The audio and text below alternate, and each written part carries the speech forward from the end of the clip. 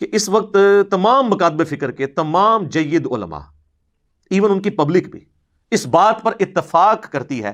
کہ سگریٹ اگرچہ نشہ نہیں ہے کیونکہ اس سے ہوش تو نہیں جاتی، لیکن یہ گناہ اور حرام ہے، یا کوئی احتیاط میں بولے گا تو مکروہ تحریمی کہہ دے گا۔ وہ کہتے ہیں حرام کے لیے نص قطعی کتاب و سنت کی چاہیے ہوتی ہے، چونکہ ہم نے یہ ڈیڈکٹ کیا ہے لہٰذا ہم اسے مکروہ تحریمی، اور دوسرے معنوں میں وہ فقہ کی ٹرم میں حرام ہی ہوتا ہے۔ تو یہ سگریٹ کے اوپر سب نے جو گناہ کا فتویٰ لگایا ہے، حرام کا فتویٰ لگایا ہے، تو وہ کس آیت کے تحت لگایا ہے؟ وہ سورۃ البقرہ کی آیت ہے، آیت نمبر ہے 195، وَلَا تُلْقُوا بِأَيْدِيكُمْ إِلَى التَّهْلُكَةِ، اپنے ہاتھوں سے اپنے آپ کو ہلاکت میں مت ڈالو۔ اگرچہ یہ آیت کا کانٹیکسٹ جو ہے وہ انفاق فی سبیل اللہ کے حوالے سے ہے، کہ جو لوگ اللہ کی راہ میں خرچ نہیں کرتے ہیں نا، ان کو اللہ تعالیٰ نے ڈانٹا ہے کہ تم اللہ کی راہ میں خرچ کرو اور اپنے آپ کو ہلاکت میں نہ ڈالو، یعنی یہ اللہ کی راہ میں مال خرچ کر کے آخرت کے لیے سٹور کر لو۔ لیکن اس آیت کو خودکشی کے کانٹیکسٹ میں بھی یوز کیا جاتا ہے کہ جی خودکشی حرام ہے قرآن کی اس آیت کی روح سے۔ احادیث تو بخاری مسلم میں بہت ہیں، لیکن قرآن میں اگر کہا جائے خودکشی کہاں پہ حرام ہے تو کہتے ہیں یہاں، حالانکہ قرآن کا کانٹیکسٹ تو یہ نہیں کہہ رہا، ڈیڈکٹ کیا جاتا ہے۔ چلیں خودکشی کے لیے تو آپ کہہ سکتے ہیں کہ احادیث الگ سے موجود ہیں، لیکن سگریٹ کے لیے تو احادیث بھی نہیں ہے۔ اگر آپ نشہ والی احادیث لگائیں گے تو نشہ تو وہ اس اعتبار سے نہیں ہے کہ ہوش گنوا دے، تو وہ کہتے ہیں نہیں، قرآن میں ہے اپنے آپ کو ہلاکت میں نہ ڈالو، یعنی خودکشی کرنے کی طرف ہی لے جانے والی چیز ہے۔ سائنٹیفکلی یہ چیز پروف ہے کہ سگریٹ کے ذریعے پھیپھڑے خراب ہو جاتے ہیں اور انسان وقت سے پہلے ایکسپائر ہو جاتا ہے۔ اب اس پہ کوئی بیوقوفوں والی بات کرے کہ جی وہ ہمارے محلے میں ایک بابا ہے جی، اس کی عمر تو 80 سال ہو گئی، وہ ابھی تک سگریٹ پیتا ہے، تو وہ ایک ایکسیپشن کیس ہوتا ہے، ایکسیپشنل کیس ہوتا ہے۔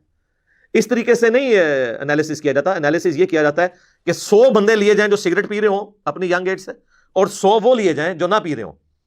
اب دیکھیں کہ کون 80 تک پہنچتا ہے، تو پتہ چلے گا وہ ایک ہی بابا 80 تک پہنچا ہوا ہے، اس کے ساتھ کے سارے 60 سے پہلے ہی ایکسپائر ہو گئے ہوئے ہیں۔ آپ کوئی کہہ سکتا ہے کہ یہ علماء نے خواہ مخواہ اس آیت سے کیوں لیا ایسے؟ تو صحابہ بھی اسی طرح لیتے تھے۔ اس کی میں آپ کو ایک مثال پیش کرتا ہوں۔ صحیح بخاری اور صحیح مسلم دونوں میں ایک حدیث موجود ہے کہ ایک عورت عبداللہ ابن مسعود رضی اللہ تعالیٰ عنہ کے پاس آتی ہے اور کہتی ہے کہ میں نے سنا ہے کہ آپ ایسی عورتوں پر لعنت کرتے ہیں جو عورتیں دانتوں کے درمیان گیپ بنواتی ہیں اور گندواتی ہیں، جو ٹیٹو بنوانا، اور چہرے کے بال نوچتی ہیں، جس کی آج کل ایک ماڈرن فارم یہ پلکنگ ہے، تو ان تینوں اعمال کرنے والی عورتوں پر آپ لعنت کرتے ہیں۔ تو ابن مسعود نے فرمایا ہاں، میں کیوں نہ لعنت کروں ایسی عورتوں کے اوپر جن پر اللہ کے رسول صلی اللہ علیہ وآلہ وسلم نے لعنت کی ہے، اور اس سے بڑھ کر اللہ نے اپنی کتاب کے اندر، اپنی کتاب میں قرآن کے اندر لعنت کی ہوئی ہے، تو میں ایسی عورتوں پہ کیوں نہ لعنت کروں؟ تو وہ عورت کہتی ہے کہ حضرت میں نے پورا قرآن پڑھا ہے، مجھے تو قرآن میں ایسی کوئی آیت نظر نہیں آئی کہ جس میں اللہ تعالیٰ نے ٹیٹو بنوانے کو یا دانتوں میں گیپ بنوانے کو یا چہرے کے بال اکھاڑنے کو حرام کہا ہو۔ اچھا وہ چہرے کے بال عورت اکھاڑ سکتی ہے، اس پہ اجماع ہے، جو مونچھیں یا داڑھی نکل ہے، کیونکہ وہ فطرت کے خلاف ہے، مرد کو اللہ نے دی ہے، عورت کو نہیں دی۔ یہ ان بالوں کی ہے کہ جو بال اللہ نے دیے ہیں عورت کو، اور وہ جان بوجھ کے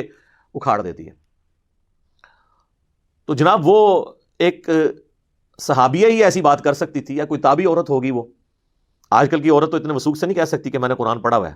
یہاں پہ تو ہمارے بڑے بڑے علماء قرآن کو حدیث کہہ کے، حدیث کو قرآن کہہ کے بیان کر دیتے ہیں۔ تو ابن مسعود رضی اللہ تعالیٰ نے فرمایا کہ تو نے قرآن میں یہ آیت نہیں پڑھی، سورۃ الحشر کی آیت نمبر 7، وما آتاکم الرسول فخذوہ وما نہاکم عنہ فانتہوا، جو رسول اللہ تمہیں دیں صلی اللہ علیہ وآلہ وسلم وہ لے لو، اور جس سے منع فرما جائیں اس سے رک جاؤ۔ تو رسول اللہ ہی نے لعنت کی ہے ان کے اوپر، تو قرآن کے اندر جب یہ آیا کہ رسول اللہ کوئی چیز دیں تو یہ رسول اللہ نے ہمیں بات دی ہے۔ میں نے خود اللہ کے نبی صلی اللہ علیہ وآلہ وسلم سے ایسی عورتوں کے بارے میں لعنت کے الفاظ سنے تھے۔ اچھا آپ قرآن کھول کے سورۃ الحشر کی آیت نمبر 7 پڑھیں گے تو آپ کو پتہ چلے گا یہ آیت مال غنیمت کے بارے میں ہے، کہ جو مال غنیمت میں سے حصہ رسول اللہ تمہیں دیتے ہیں صلی اللہ علیہ وآلہ وسلم وہ لے لو، اور جو کسی کو نہ دینا وہ برا نہ مانا کرے، کیونکہ اللہ کے نبی علیہ السلام کی آپ نے اتباع اختیار کرنی ہے۔ اس کا دور دور کوئی لینا دینا نہیں تھا پلکنگ کرنے کے ساتھ، یا دانتوں میں گیپ بنوانے کے ساتھ، یا ٹیٹو بنوانے کے ساتھ، لیکن ابن مسعود نے اس آیت کو جنرلائز کر دیا کہ یہ جنرل ہے آیت، قرآن میں اسپیسیفک تھی۔